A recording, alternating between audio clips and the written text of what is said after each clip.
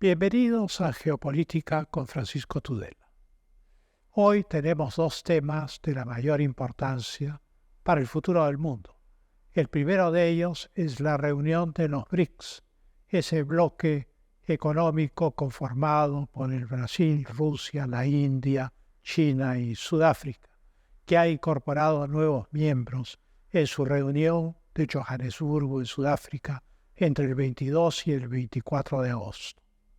El segundo tema es la alocución del Papa Francisco a la juventud rusa el 25 de agosto y luego su viaje a Mongolia el 31 de agosto y al sobrevolar la China para llegar a su destino, Ulan Bator, la capital de Mongolia, ha enviado un mensaje a Xi Jinping, el presidente chino, sobre las relaciones diplomáticas entre la Santa Sede y el Vaticano. Mensaje interesante y de gran importancia. Volvemos con estos dos temas en unos instantes.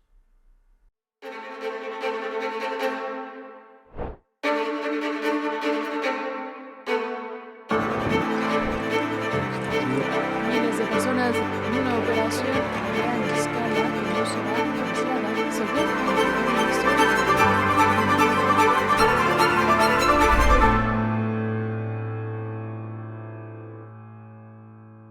Ha tenido lugar en Johannesburgo, en Sudáfrica, la 15ª cumbre de los BRICS.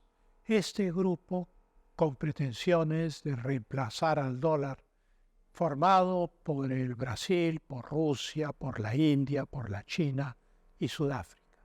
Pero esta cumbre, a diferencia tal vez de las cumbres anteriores que ponían énfasis sobre esta posibilidad de crear una moneda alternativa para el mundo, habiendo ya fundado en el pasado un nuevo Banco del Desarrollo para rivalizar con el Banco Mundial, ha sido esta vez mucho más política que económica. Esto es, la agenda contemplaba puntos nuevos y el mayor de ellos era la incorporación de nuevos miembros a esta organización. De tal manera que se ha hablado durante estos días de 40 postulantes. El hecho es que no se han incorporado grandes números de nuevos miembros, pero sí se ha incorporado a miembros importantes. En segundo lugar, se ha creado lo que podríamos llamar una política para el nuevo Banco de Desarrollo, que es como se llama este banco, creado por los BRICS, y se ha establecido un acuerdo para cooperación económica entre los países que integren el grupo de los BRICS. Además, se ha hecho otra cosa sin precedentes. Se ha formado un grupo que se llama los Amigos de los BRICS y se ha invitado a 67 personalidades del mundo de la política, jefes de Estado, primeros ministros, políticos importantes, a esta reunión en Johannesburgo. El presidente de Francia, Emmanuel Macron, quiso ir y el presidente de Rusia, Vladimir Putin, lo vetó. Vladimir Putin no fue personalmente a la cumbre de los BRICS, puesto que tiene una denuncia del Tribunal Penal Internacional por crímenes contra la humanidad y naturalmente no puede exponerse a ser arrestado en algún trayecto yendo a una cumbre de jefes de Estado. Finalmente, el gran tema final de la agenda es los BRICS y el África. Nadie ignora que la China tiene hoy 1.200 corporaciones instaladas en el continente africano y que es el gran jugador de la economía africana y que los BRICS tienen como núcleo dirigencial a la China y a Rusia. De tal manera que lo que estamos viendo es un paso político, incorporando nuevos miembros, invitando a amigos a estar presentes en la cumbre, 67 total, a crear mecanismos de cooperación, darle un rol al nuevo Banco del Desarrollo. ¿A qué acuerdos han llegado? En primer lugar, ¿quiénes son los nuevos miembros que han sido incorporados? Ese es el primer acuerdo fundamental. Pues es la Argentina, con lo cual el Atlántico Sur y toda la costa, o casi toda la costa de América del Sur en el Atlántico, está dentro del mundo de los BRICS. Arabia Saudita, que hace poco ha resuelto sus diferencias con Irán a través de la mediación china, habiendo sido siempre un aliado fuerte de los Estados Unidos de América, pues hoy Arabia Saudita se ha incorporado a los BRICS, invitados por Rusia, por China, por el Brasil, por la India, por Sudáfrica.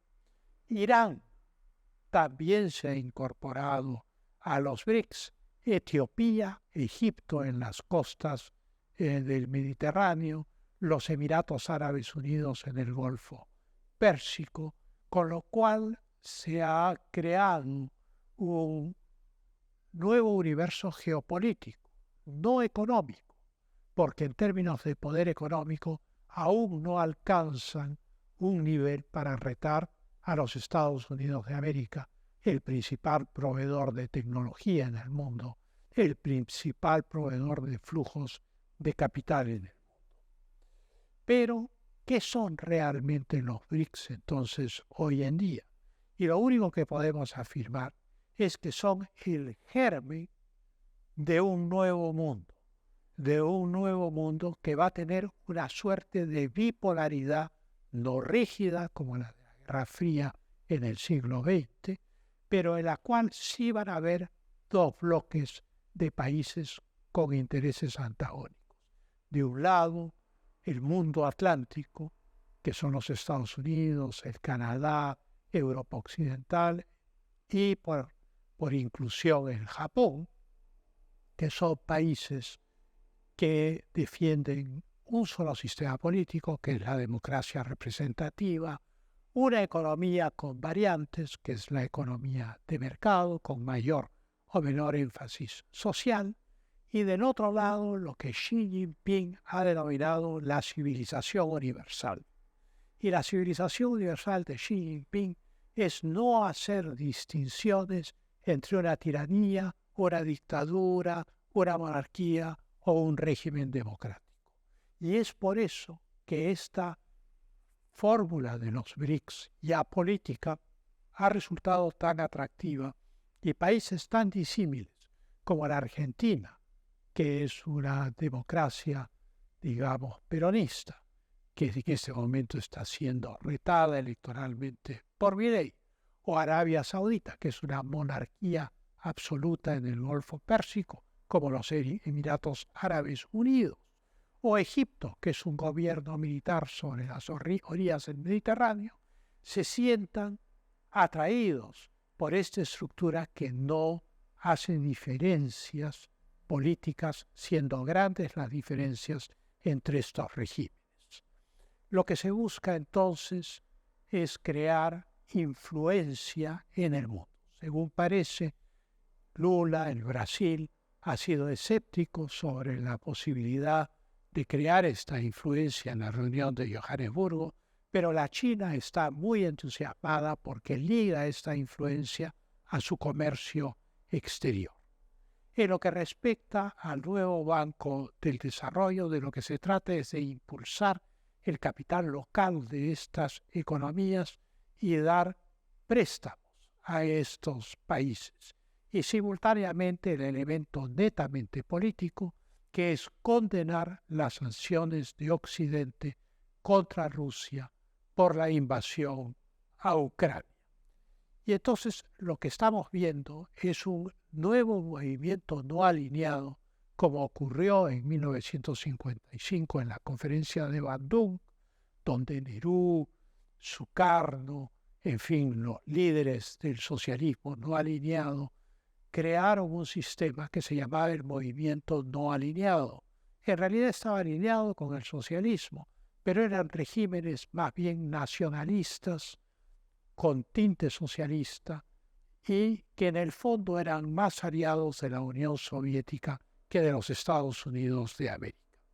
Ellos representan, todos estos países, incluyendo los nuevos adherentes, el 25% del PBI mundial, con lo cual aún están en una gran desventaja respecto a Occidente. Tienen el 40% de la pobreza del mundo, que es una carga muy pesada. Y estos factores nos permiten ver que el dólar va a seguir siendo la moneda hegemónica en el mundo. El dólar es la moneda comercial por excelencia, es la moneda de reserva que los bancos centrales escogen, pero los BRICS van a mostrar una faceta nueva, que es el inicio de la erosión del rol del dólar en la economía internacional. Esto va a ser un proceso lento y largo, geopolíticamente peligroso a largo plazo para Occidente, pues geoestratégicamente ocupan posiciones privilegiadas en el Mar Negro, en el Golfo Pérsico, en el Mar Rojo, en el Mediterráneo, en el Atlántico Norte, en el Círculo Polar, etc. Esta situación no es ideológicamente monolítica. La India trata de acercarse también a los Estados Unidos. La China tiene grandes diferencias por el tema de Taiwán con los Estados Unidos de América y con Occidente. Rusia, ni hablar. La Argentina está en una situación de crisis económica absoluta. Por lo tanto, no son países que tengan una ideología ni un régimen político homogéneo, pero sí representa una agrupación de países que tienen, por decirlo de alguna manera, agravios por saldar con el occidente atlántico y con el mundo histórico occidental. Pasamos a un breve corte y regresamos.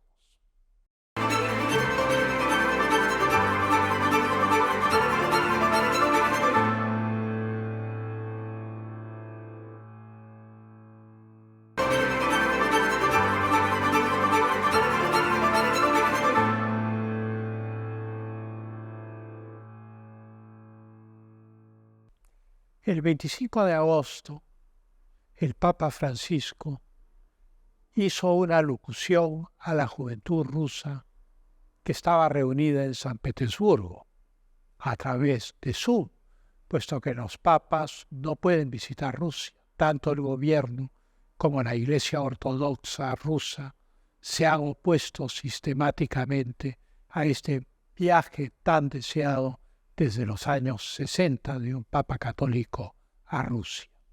Le ha dicho a la juventud rusa que tienen que sembrar las semillas de la reconciliación, que es su alusión al final de la guerra de Ucrania y a la necesidad de llegar a una reconciliación con los ucranianos. Pero simultáneamente hizo un elogio, que es un elogio por lo demás que no está fuera de lugar, a la historia pasada de Rusia, a la cual calificó de la Gran Rusia, la Rusia de Pedro el Grande, de Catalina la Grande, la Rusia histórica, la Rusia, digo yo, que derrota a Napoleón Bonaparte.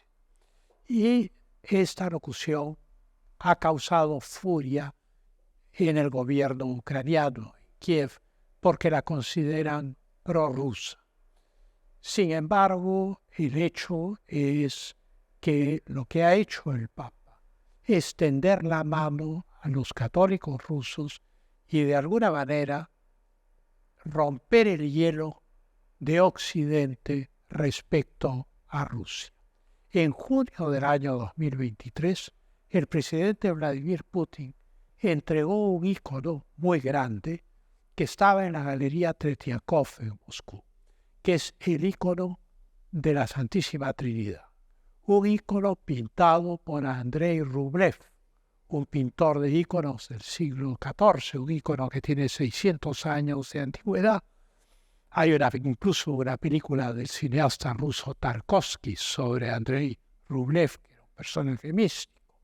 Y entonces esta entrega del ícono en el contexto de la guerra de Ucrania llevó al patriarca Kirill de Rusia y de todas las Rusias, al jefe de la Iglesia Ortodoxa rusa, a decir textualmente que el ícono de Andrei Rublev regresaba a la catedral de Cristo Salvador, que fue una catedral destruida por los bolcheviques y reconstruida por Yeltsin. Kirill dijo: regresa a la Iglesia en un momento en que nuestra patria se enfrenta a fuerzas enemigas masivas. Si uno pone el mensaje a la juventud católica dado por el Papa Francisco el 25 de agosto en este contexto, pues evidentemente la Iglesia católica no quiere formar parte de esas fuerzas enemigas masivas a las cuales el patriarca Kirill se refiere.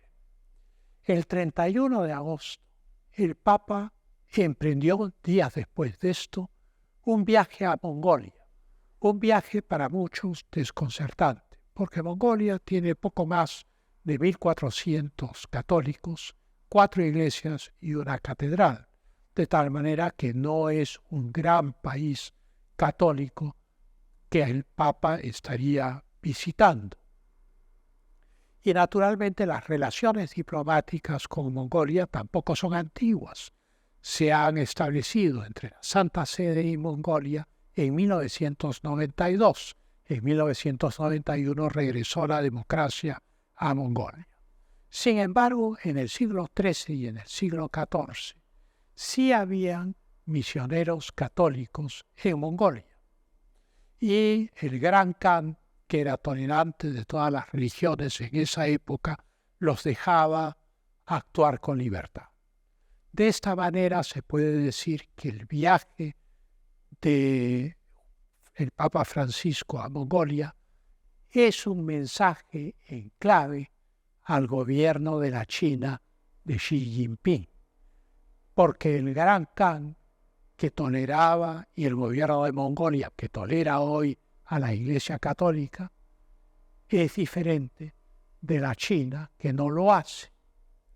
Y entonces este mensaje es reforzado por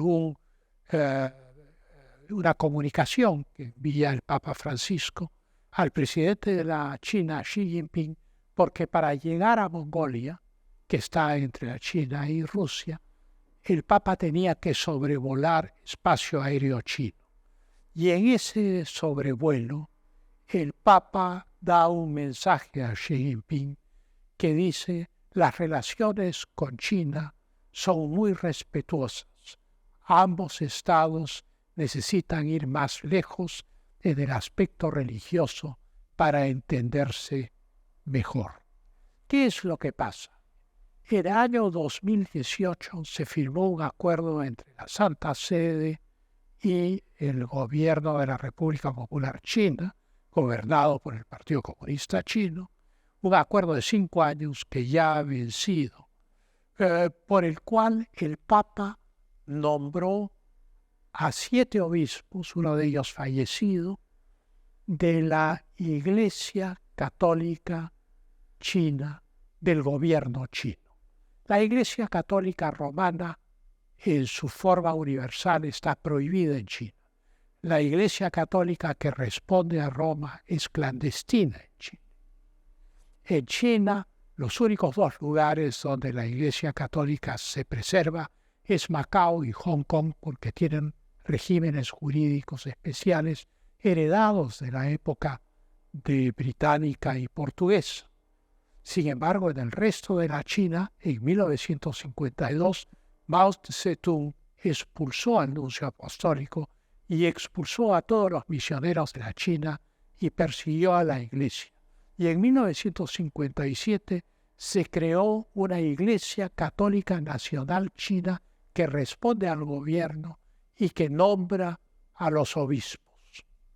Naturalmente, esta política del gobierno chino fue calificada por el antecesor del Papa Francisco, por el Papa Benedicto Benedicto XVI como incompatible con la doctrina y la teología de la Iglesia Católica. De tal manera que a partir del 18 se dio una reversión de la política dictada por Benedicto XVI, pero el acuerdo ha caducado porque solo era un acuerdo de 5 años. Otro problema de fondo, además de la Iglesia Nacional China, es el reconocimiento de Taiwán por parte de la Santa Sede, que es otra manzana de la discordia entre la República Popular China y su gobierno comunista y la Santa Sede y el Papa Francisco. Regresamos después de este corte con las conclusiones de los temas que hemos visto hoy.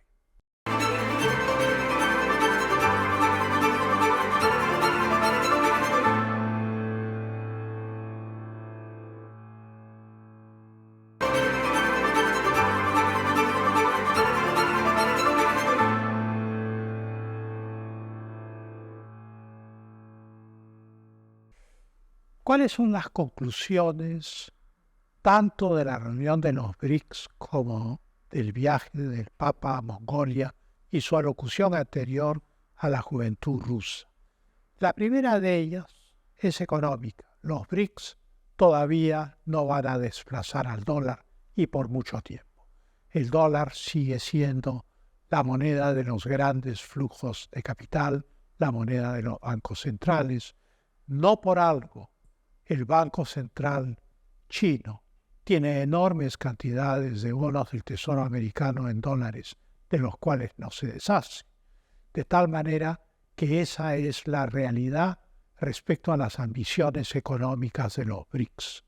Están todavía en un momento de inicio y faltarán décadas antes de que puedan, si es que llegan a hacerlo, y si el mundo sigue estando como está hoy, llegan a ser una entidad de peso. En términos de reservas de petróleo, la adhesión de Irán y Arabia Saudita hace que el 38% de las reservas de petróleo estén hoy en los BRICS. Pero no se puede pasar por alto que los Estados Unidos de América ya son autosuficientes en petróleo y que las mayores reservas de petróleo del mundo se encuentran en Venezuela. De tal manera que tampoco en ese campo, si bien esto representa una riqueza enormemente importante que se adhiere al nuevo esquema de los BRICS, no se puede decir que le dé un peso decisivo en los mercados internacionales. ¿Qué es entonces lo que ocurre?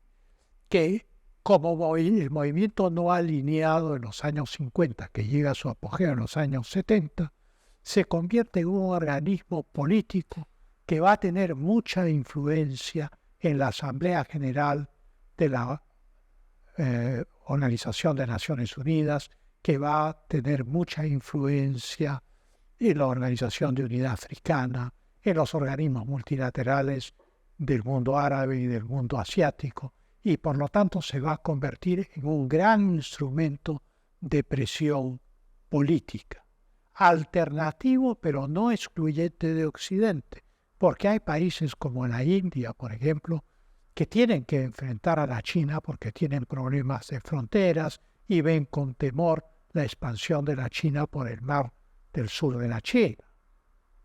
Otros países han arreglado sus contenciones, como es el caso de Arabia Saudita e Irán, pero esos dos países son grandes potencias dentro del mundo islámico.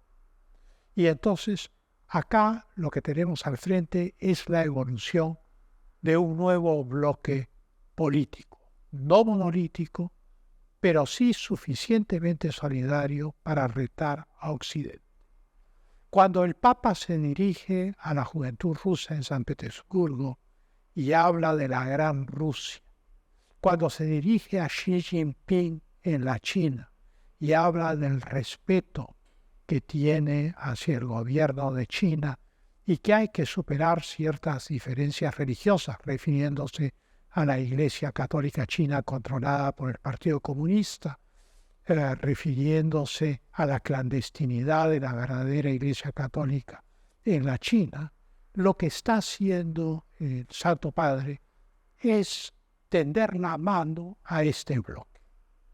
Esto es no mantener lo que el patriarca ortodoxo Kirill ha mencionado como esta gran enemistad de Occidente contra Rusia. De tal manera que el Papa Francisco se está acercando a este otro bloque de países, se está acercando a Rusia y a la China dentro de una concepción de la geopolítica vaticana. Juan Pablo II fue el artífice del acercamiento de los países de Europa Central, sobre todo de Polonia, a Occidente, y fue uno de los actores principales de la caída del muro de Berlín y la desaparición de la Unión Soviética en 1991.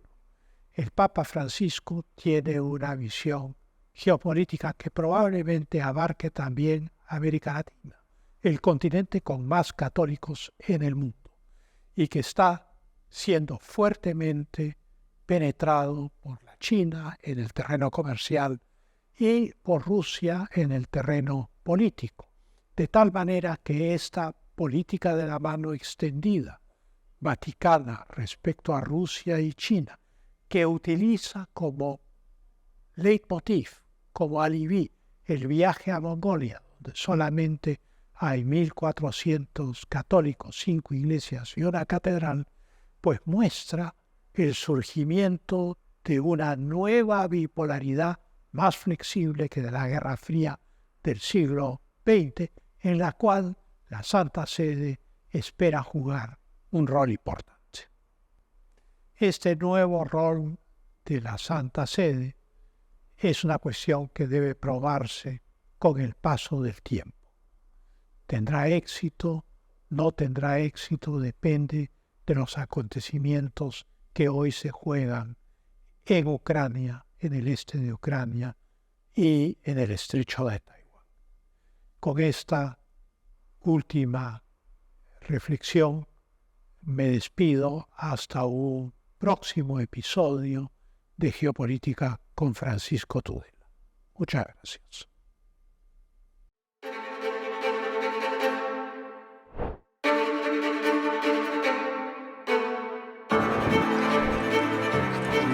Miles de personas en una operación a gran escala que no será anunciada según la información